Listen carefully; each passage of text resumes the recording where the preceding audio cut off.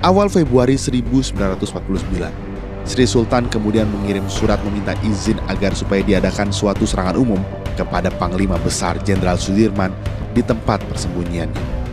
Sudirman lalu meminta Sri Sultan untuk menghubungi komandan gerilya, yaitu Letnan Kolonel Soeharto. Sri Sultan kemudian bertemu Soeharto pada 14 Februari 1949. Worldwide Production present.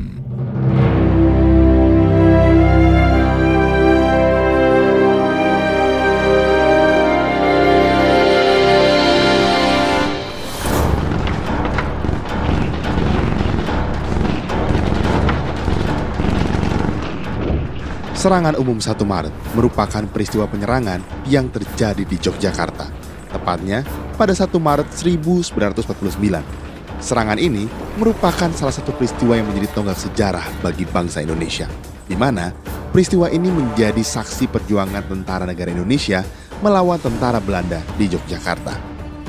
Peristiwa ini dilatar belakangi ketika Belanda mengkhianati perjanjian Ranville dan Linggarjati. Pada serangan ini, Belanda dipimpin langsung oleh Jenderal Simon Poor. Ia berhasil memukul mundur pasukan Indonesia, sehingga mereka berhasil menghasut PBB agar tidak mempercayai bangsa Indonesia. Tanpa mereka sadari, bangsa Indonesia menyusun strategi agar bisa memukul mundur balik pasukan Belanda. Peristiwa itu dimulai ketika agresi militer Belanda kedua pada tanggal 19 Maret 1948. Presiden Soekarno, Wakil Presiden Muhammad Hatta, Perdana Menteri Sultan Syahrir, dan beberapa menteri-menteri kabinet saat itu ditangkap oleh pemerintah kolonial Belanda. Sesaat setelah agresi militer Belanda II dilancarkan, Soekarno-Hatta segera mengirim telegram ke Bukit Tinggi yang berisi pemberian mandat kepada Menteri Kemakmuran Syarifuddin Prawiranegara untuk membentuk pemerintahan darurat di Sumatera. Kami, Presiden Republik Indonesia memberitakan bahwa pada hari Minggu, tanggal 19 Desember 1948 jam 6 pagi, Belanda telah mulai serangannya atas ibu kota Yogyakarta. Jika dalam keadaan pemerintah tidak dapat menjalankan kewajibannya lagi, kami menguasakan kepada Mr. Syafruddin Prawiranegara, Menteri Kemakmuran RI, untuk membentuk pemerintahan darurat di Sumatera. Demikian isi telegram yang dikirimkan Soekarno kepada Syarifuddin Prawiranegara. Telegram dari Soekarno-Hatta itu tidak sampai ke Bukit Tinggi karena jaringan radio telah dirusak Belanda. Meski begitu, Syarifuddin Prawiranegara ternyata telah mengambil inisiatif untuk membentuk pemerintahan darurat. Pada saat itu juga, Mr. Syarifuddin Prawiranegara mendirikan PDRI atau Pemerintahan Darurat Republik Indonesia. Tetapi sebelum PDRI diserahkan, ternyata Presiden Soekarno sudah berbicara kepada Panglima Besar Jenderal Sudirman. Saya minta dengan sangat agar Bung Karno turut menyingkir. Rencana saya akan meninggalkan kota ini dan masuk hutan. Bung, pergilah bersama saya. Engkau seorang prajurit. Tempatmu di medan pertempuran dengan anak buahmu. Dan tempatmu bukan pelarian untukku. Aku harus tinggal di sini. Sehingga memungkinkan aku untuk berunding dan memimpin rakyat kita semua. Apakah ada instruksi terakhir sebelum saya berangkat? Jangan adakan pertempuran di jalanan dalam kota. Kita tidak mungkin menang.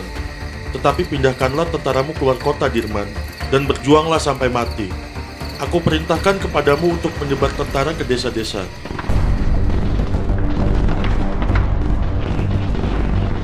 Pada serangan militer Belanda ke Yogyakarta ini, Dr. Bill, wakil mahkota agung di Batavia, melakukan siaran pers.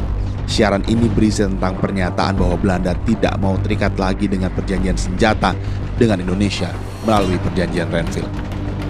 Belanda memandang bahwa Indonesia tidak menghormati gencatan senjata dan kerap melakukan pelanggaran terhadap wilayah yang dikuasai Belanda. Pada buku Gelora Api Revolusi, sebuah antologi sejarah yang memuat wawancara BBC Indonesia dengan lebih dari 30 ahli dan pelaku sejarah, diungkapkan bahwa dalam buku itu, Sri Sultan Hamengkubuwono IX mengatakan dirinya menggagas serangan umum 1 Maret 49 setelah mendengar berita radio BBC dan VOA. Melalui pemberitaan itu, dia menjadi tahu bahwa Dewan Keamanan PBB akan menggelar sidang untuk membicarakan soal Indonesia. Ini yang saya pegang dan lalu menjadi alasan bagi saya. Pertama, untuk menaikkan semangat daripada penduduk kembali. Kedua, untuk mengadakan sesuatu yang bisa menarik perhatian dunia. ucap Sri Sultan Hamengkubuwono IX. Awal Februari 1949, Sri Sultan kemudian mengirim surat meminta izin agar supaya diadakan suatu serangan umum kepada Panglima Besar Jenderal Sudirman di tempat persembunyiannya. Sudirman lalu meminta Sri Sultan untuk menghubungi komandan gerilya, yaitu Letnan Kolonel Soeharto. Sri Sultan kemudian bertemu Soeharto pada 14 Februari 1949. Mereka semula menentukan serangannya pada 20 Februari, tapi informasi ini bocor. Oleh karena itu, saya mengusulkan kepada Pak Harto agar supaya korban jangan terlalu banyak untuk mengundurkan diri. Sri Sultan menganggap serangan itu sudah cukup untuk menarik perhatian Dewan Keamanan PBB.